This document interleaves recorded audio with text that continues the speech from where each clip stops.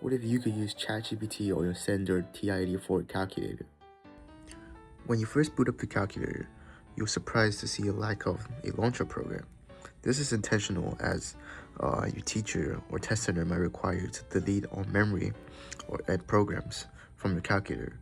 So what we have to do to get the program back is we set 5 into C, and then we send that using the calculator's built-in send command.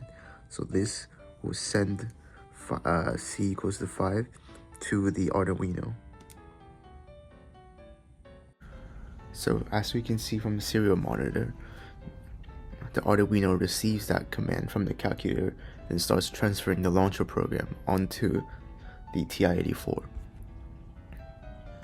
Now that we have the launcher program, go in, and then for the first time, we go to setup, and then this will broadcast a captive portal for us to input our Wi-Fi name and password we will be using to connect. So once we're connected to the calc network broadcasted by the Arduino, we can go to this captive portal, and then there we can set up our network name and Wi-Fi password. I'll be using my mobile hotspot, so I've named my phone Andy, and then the password of my hotspot, and then we can just save that to the Arduino. And then as you can see here, the Arduino received the credentials. Now that the credentials is saved on the Arduino, we can go to settings and press connect. It will say connected, and now we're good to go. So the first function we're going to try out is the GPT, and this allows you to send a question to ChatGPT in which it will reply back onto the calculator very short and concisely. So, for example, I could type in using the keypad on the calculator. It's a bit clunky, but once you get the hang of it and memorize where the keys are, it's pretty intuitive. So let's do US capital,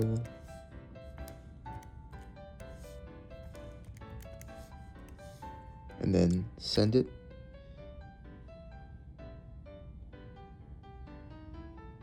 We will get Washington, D.C. So as you can see here, what essentially is happening once I send the inquiry is that inquiry gets sent to the Arduino, which gets decoded into text that ChatGPT accepts, and then that text gets sent to a web server hosted on my own website, and then it gets that inquiry, spits out an answer using ChatGPT's API, as you can see right here, and then it spits back into the Arduino, which goes back to the calculator. I've also built a tokenizer which decodes complex mathematical functions on the calculator, as you can see right here. So it processes the raw tokens received by the calculator and then decodes it into text. So for example, when you press something like sin x on the calculator, it spits out raw tokens, and then that gets received and decoded into SINX, a string of text that ChatGPT can recognize. So let me showcase a few more functions that's not included in the original video, original author's video. If we go into utilities, and then there's translating a word, which is mostly for Spanish classes, and then we have define a word. So let's say I go into translate, and then I type in comer, which is the Spanish word for to eat. Let's go on to we can see that it receives as translate this word to another language. And this is because I've set up the system prompt is in a way that if I type in the word in the translation tab, it will just output the meaning in English. So next up we have math. These are the 3 shortcuts I built. So to quickly solve an indefinite integral derivative, or what a series converges to or diverges. So for example, if I go into integral and then I put in ln x, let's say you're on a calc test and you forgot what the integral of ln x is. Instead of doing it by hand using integration by parts, you just put it in. And then I've set up the system prompt in a way so that ChatGPT receives the raw tokens, decodes it into ln x using the tokenizer I built right here, that decodes all the raw tokens into readable text for ChatGPT, and then you get that, which is the integral of ln x. Next up, this physics. I've only made inelastic and elastic collisions for mechanics, but it's the same thing as math, where you could go in and just input the initial conditions of a collision and find the final speed. And these are all just shortcuts. I've coded a system prompt in a specific way to solve these questions very quickly without typing out a long string of text using the default ChatGPT mode. So these are just shortcuts. I've also added a lot of quality of life updates that's novel to the original project. So we have version. If I press it, it will check for the newest version firmware possible, and then in the current firmware. And this is for when, let's say this calculator is on someone else's hands and I needed to update it, then I can update it over the air, which I just recently figured that the microcontroller actually supports. It supports OTA updates just like your phone, and you can flash on it to itself from a web server. So when I press update, it will start updating. It checks that the server is actually on 1.15, but the calculator is on version 1.14. So it will start downloading the newest launcher and starting flashing the newest ESP32 firmware. And after that's done, it pushes the launcher and the firmware back and reboots the ESP32. And now you can boot into the newest launcher. And then we go into settings. Actually, we need to connect our Wi-Fi first. Let's do that. Once it's connected, and then we check the newest version.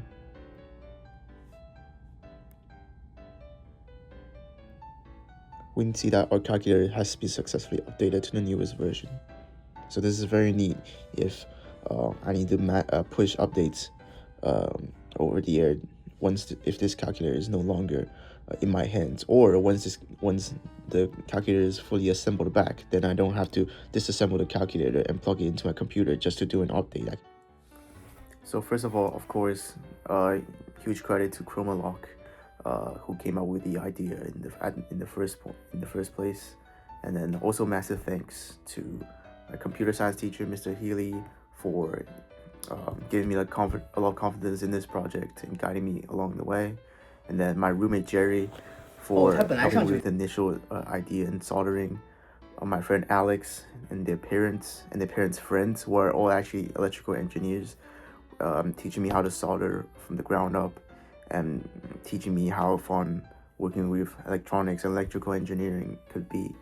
And it's just really cool. This is by no means encouraging cheating anyways. I've informed my teacher that the existence of this supercharged calculator, this is just purely for expanding my own knowledge in complex engineering projects. And then it's also a very fun thing. I've learned a lot throughout this project, and this also ties to my greater interest of wanting to study and make technology safer and more reliable in the future. And I just wanted to show to my institution and teachers what cheating or what technology is truly capable of, and how the anti-cheating measures could be improved.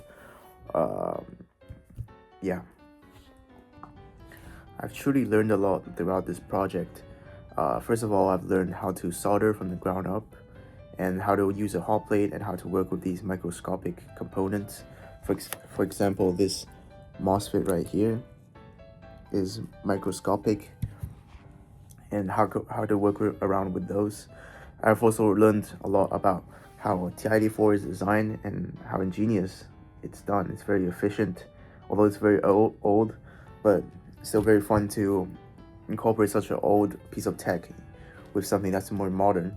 I've also learned how important and crucial it is to solve the right problems, and how to debug, whether it's code or any sort of hardware problems. So in my case, I spent a few weeks just working on one single problem, and I keep thinking that it was a software issue, but in reality it was actually just my calculator's link port being fried. So I had to grab a new calculator in the end and continue my experiment. So I think this really helped with my general intuition, experience, and problem solving, in debugging code. And I think in the future, if I ever have such a complex project with both software and hardware combined, I'll have a better intuition, having equipped now with more experience of what could have went wrong in the process.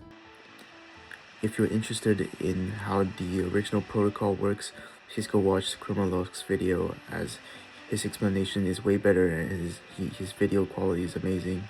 But if you want to understand how I made it and what improvements I made upon his original project, please visit my GitHub link on the screen right now.